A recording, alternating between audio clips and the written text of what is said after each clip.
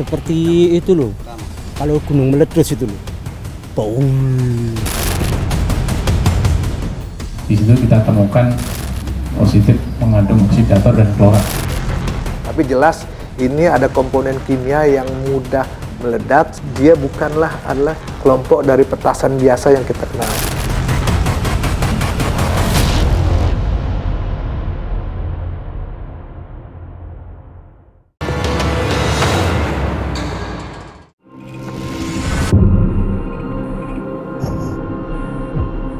Di lokasi inilah peristiwa ledakan maut terjadi.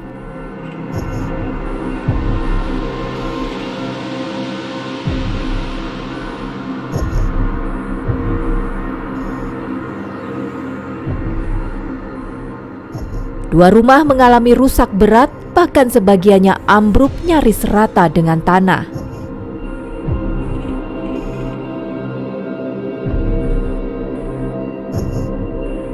Untuk mengetahui bagaimana sebenarnya peristiwa ledakan itu terjadi, tim telusur mencoba menemui saksi kejadian.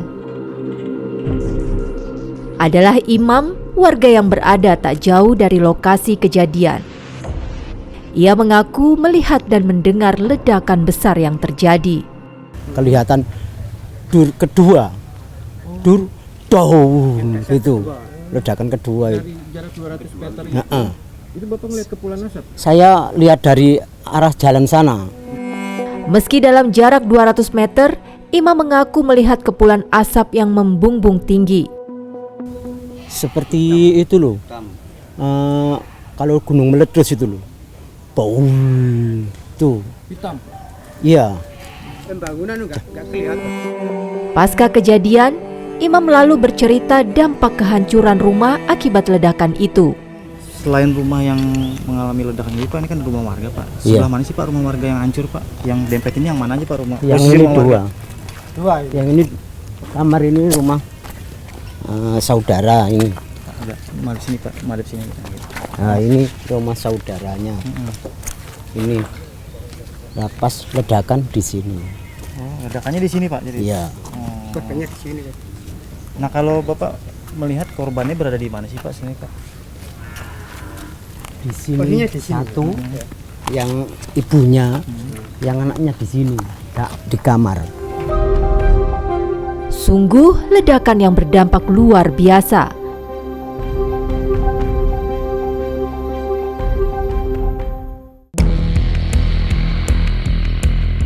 Selain Imam, saksi lain juga bercerita tentang ledakan yang terjadi saat itu. Adalah Ahmad Suwanto. Kepada kami, warga yang mengaku sebagai saksi pertama yang tiba di TKP lalu berkisah. Saya posisi kebetulan di jalan, termasuk di dekat rumah saya. Nah, otomatis untuk TKP sendiri itu ada di belakang rumah saya. Jaraknya? Jaraknya antara sekitar 30 sampai 50 meter lah dari sini. Setelah saya lihat ke belakang, termasuk rumah korban itu, ya saya lihat kok nggak ada yang atas gitu loh. Yang atas nggak ada, saya lihat kan otomatis terjadi ledakan. Setibanya di lokasi kejadian, Suwanto lalu mengecek rumah yang mengalami kerusakan. Setelah lewat samping rumah, saya itu lihat kok rumah yang terjadi ledakan itu hancur. Dan saya lihat sebelahnya juga, termasuk rumah korban Ibu Lulu itu. Setelah itu saya lihat, saya masuk, pada waktu itu masuk sendirian. Kebetulan setelah saya sendirian dibantu teman juga untuk mendobrak pintu. Dari hasil pengecekan kondisi rumah, Suwanto lalu merasa curiga adanya korban jiwa. Saya lihat ada alas kaki. Alas kaki itu termasuk milik korban sama anaknya. Setelah itu saya nggak enak, kembali lagi. Setelah kembali saya panggil. Kebetulan untuk korban sendiri sama saya dekat juga. Jadi teman seperjuangan dalam rapat ataupun apapun ke sosial yang lainnya. Saya panggil satu kali, Waktu itu kan sudah banyak orang di depan, otomatis saya suruh diam waktu itu. Setelah diam saya panggil lagi, kebetulan namanya kan Bu Lulu, saya panggil, Bu Lulu, hah? Bu Lulu, hah? Nah, setelah itu saya suruh, tenang aja Bu Lulu, katakanlah dalam bahasa Indonesia kan, tenang saja Bu Lulu, saya usahakan, saya bongkar dulu, sabar gitu.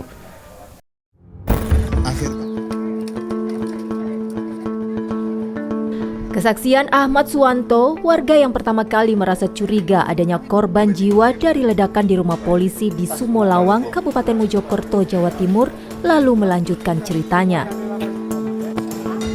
Kecurigaan Ahmad Suwanto tentang adanya korban jiwa ternyata benar adanya. Di bawah reruntuhan puing bangunan, korban akhirnya ditemukan. Saya juga waktu ambil itu kan membayangkan, ya kan, ada anak kecil dan ibu di bawah reruntuhan segitu banyak, Mas. Bahkan untuk beton-beton sendiri banyak. Otomatis, alhamdulillah untuk anak ketemu jarak sekitar 1/4 juga atau setengah jam. Akhirnya ibunya itu ketemu, alhamdulillah. Pada waktu itu ibunya waktu sujud, posisinya sujud, dan untuk sujud menghadap ke timur juga. Usai ditemukan, korban lalu dievakuasi warga untuk dibawa ke rumah sakit. Namun naas, korban yang diketahui bernama Ibu Luluk Sudarwati dan putranya MAK alias Kafa, nyawanya tak tertolong.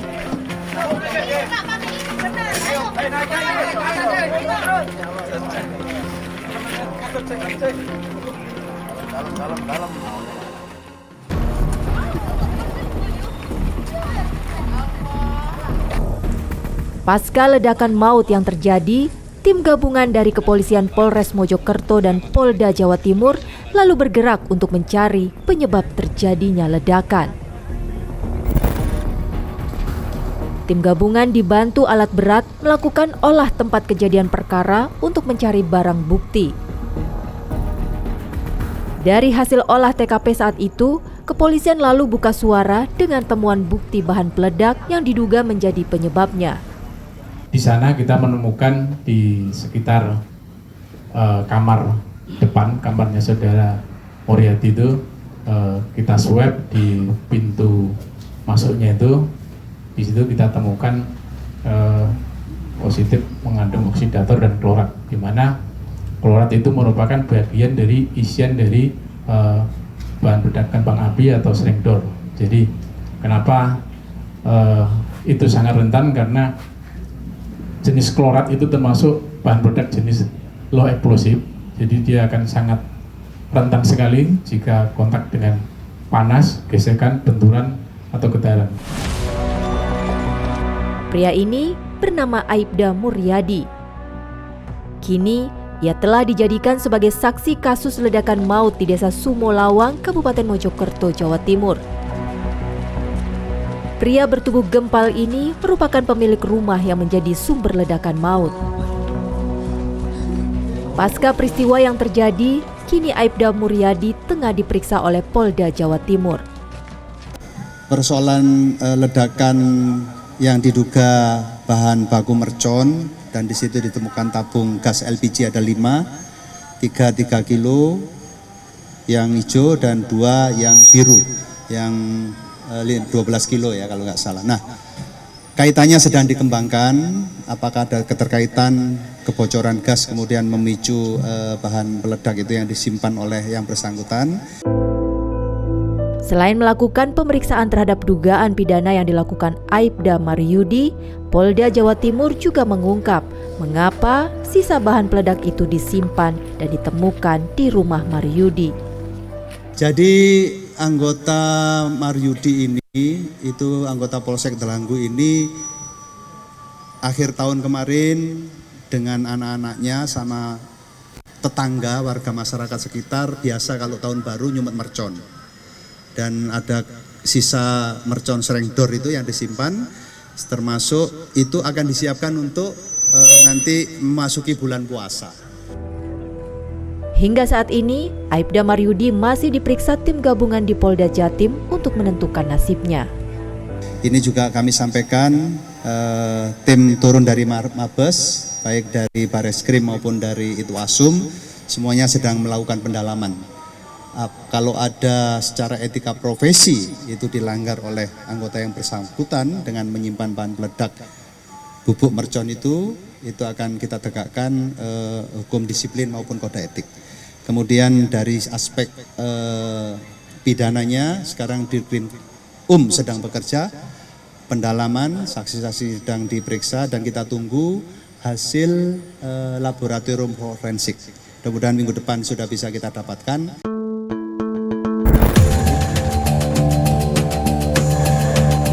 Ledakan yang terjadi di rumah polisi di Desa Sumolawang, Kabupaten Mojokerto, Jawa Timur sungguh telah membuat dampak kerusakan yang cukup besar. Dari data BPBD Mojokerto mencatat ada 10 rumah mengalami kerusakan mulai dari rusak berat hingga rusak ringan. Dari dampak yang terjadi dan suara ledakan yang begitu dahsyat membuat publik bertanya, bahan peledak apa dan seberapa banyak bahan peledak itu hingga membuat 10 rumah rusak. Sementara dari hasil temuan polisi, bahan peledak yang ditemukan merupakan bahan peledak low eksplosif dengan kandungan klorat yang rentan terhadap panas. Di sana kita menemukan, kita swab di pintu masuknya itu, di situ kita temukan positif mengandung oksidator dan klorat, di mana klorat itu merupakan bagian dari isian dari bahan peledakan bang api atau slingdor.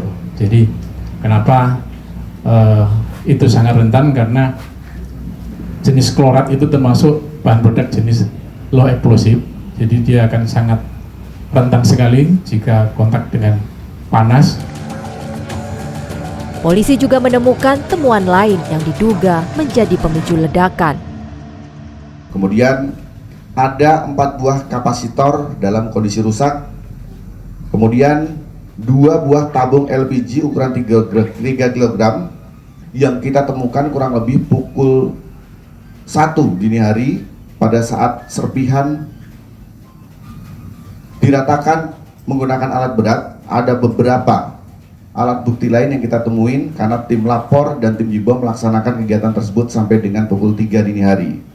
Kemudian ada 3 buah tabung gas LPG yang kita temukan pasca ledakan yang berada di sekitaran rumah, bukan di dalam rumah, bukan di dalam reruntuhan. Dampak ledakan yang telah meluluhlantakkan lebih dari 5 rumah dari pusat ledakan, sejatinya ini bukanlah ledakan biasa, apalagi hanya dipicu ledakan gas LPG. Kepada kami, ahli kimia bahan beracun dan berbahaya Universitas Indonesia menjelaskan secara rinci apa yang menjadi pemicu ledakan dan benarkah ledakan hanya dipicu dari tabung gas LPG. Jadi kalau ditemukan klorat, kemudian katakanlah nitrat gitu ya, artinya di situ pasti bukan ledakan dari gas. Kenapa? Kalau gas LPG hanya propan butan, tapi tentunya kekuatannya itu tergantung pada volume gas yang terjadi terperangkap di sana. Nah, ketika dia terbakar dan menghasilkan gas, berarti kan ada tekanan.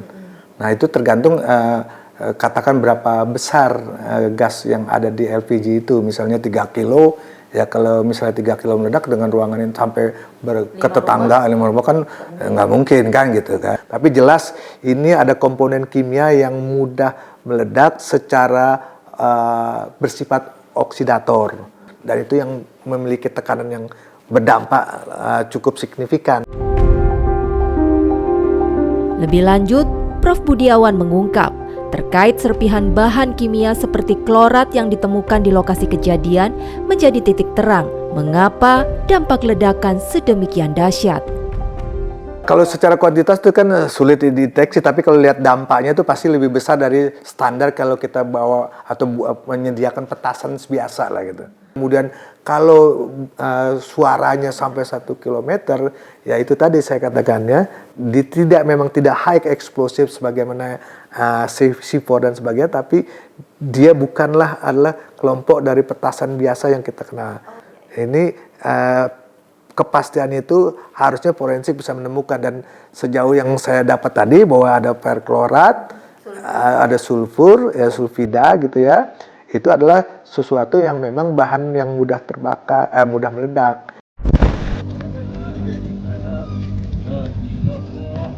Luluk Sudarwati dan putranya MAK alias Kafa. Korban tewas akibat ledakan maut di Desa Sumolawang, Kabupaten Mojokerto, Jawa Timur, kini telah pergi untuk selamanya.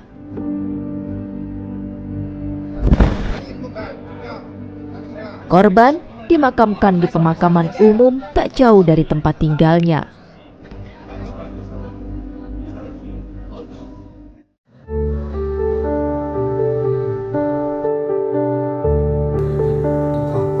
Suasana berduka masih tampak terasa saat tim telusur mendatangi ke acara takziah keluarga korban. Selama ini almarhum dikenal sebagai orang baik oleh warga sekitar. Jam 3 sore mengajar anak ngaji itu, guru ngaji. Terus di dalam desa itu jadi kader. Ya kalau ada kegiatan PKK, ada penimbangan bayi di posyandu, itu kan anak saya kan kadernya. Bahkan putranya yang juga menjadi korban merupakan anak yang menjadi impian dan harapan keluarga. Anak yang pertama perempuan, terus punya anak laki-laki, usia 1,5 tahun meninggal. Terus jaraknya kan jauh, usia sudah 40, hampir 40 kan anak saya, sudah tua. Terus Allah memberi anak lagi, dikaruniai anak laki-laki. Jadi saya ya ikut seneng, alhamdulillah punya anak lagi cowok, dapat ganti yang meninggal itu. Malah sekarang keadaan itu ganteng, putih, anaknya itu pinter gitu, ceria. Kini pasca musibah yang menimpa keluarganya, orang tua korban berharap adanya keadilan. Saya ini kan orang kecil, orang awam. Sebenarnya semua orang yang nggak mau kan terjadi seperti ini. Ya meminta keadilan dari pemerintah. Keadaan rumahnya hancur, anak saya meninggal, cucu saya meninggal. Luluk Sudarwati, jalan hidup wanita 40 tahun berakhir tragis. Di saat bahagia karena telah dianugerahi putra yang selama ini diimpikan.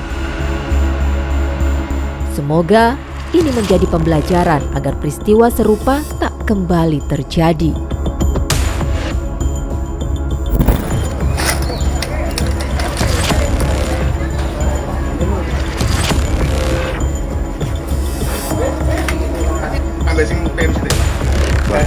Tas bocor lembut. Semuanya ada lawan. Ada dua korbannya masalah ini. Bal, segel mobile, izin.